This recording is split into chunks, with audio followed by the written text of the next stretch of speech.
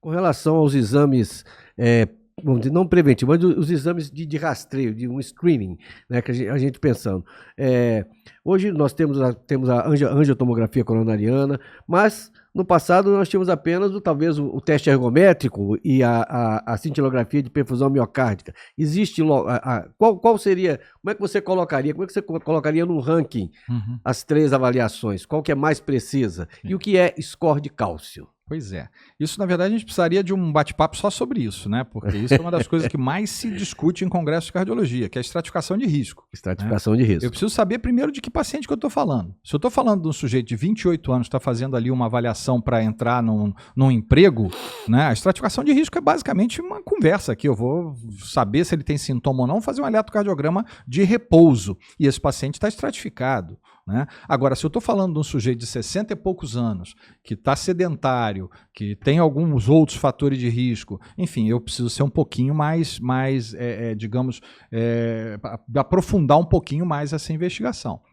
E aí a gente tem, se o paciente é um paciente ativo que consegue caminhar numa esteira, o teste de esforço é tão desvalorizado nos tempos atuais, é um exame extremamente, que traz informações preciosas. Não só se durante o esforço o paciente vai ter algum sintoma e vai alterar o eletro, mas como é que é o comportamento da pressão dele durante, enfim. Então o teste de esforço é um exame barato, é um exame praticamente inócuo para quem tem os joelhos, consegue andar, correr, enfim, e que é pouco utilizado, mas eu acho que é um exame muito interessante. Agora, quando a gente se aproxima já do paciente com múltiplos fatores de risco, e tem scores para isso, aí a gente vai começar a puxar para exames um pouco mais elaborados. E você falou do score de cálcio.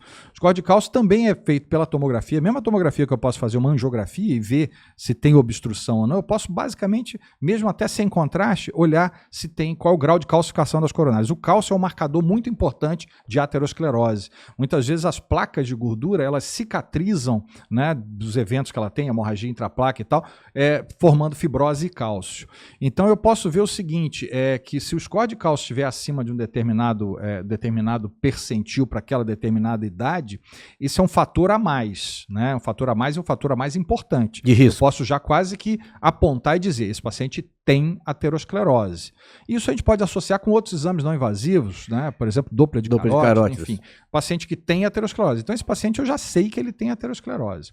Se eu preciso aprofundar para saber em que grau essa aterosclerose compromete e obstrui as artérias, aí uma avaliação clínica se impõe. Então, assim, você falou para eu ranquear 3. Eu acho maldade a gente ter que ranquear assim, mas o primeiro, sem dúvida alguma, é avaliação clínica. Avaliação clínica. História, exame físico, conhecer o histórico desse paciente, né? Essa é a primeira avaliação. Isso aí você já consegue, digamos assim, separar o joio do trigo muito bem, né? Depois disso, os testes, digamos, funcionais. Teste de esforço, cintilografia, eventualmente ressonância e ecostress. São os exames que a gente consegue estressar o coração e ver até que ponto a circulação coronária é suficiente para que... Porque uma coisa é a circulação coronária que consegue segurar um coração em repouso. Quando você estressa o coração, aí você vê que a coronária precisa estar muito sã para que aquele coração não mostre um sinal de isquemia. E evoluindo, né? Se você tem um grau de julgamento de que aquele paciente tem uma aterosclerose importante, angiotomografia e a coronariografia, o cateterismo cardíaco, que é o que a gente faz, acaba sendo o padrão ouro para se definir se tem ou não obstrução coronariana.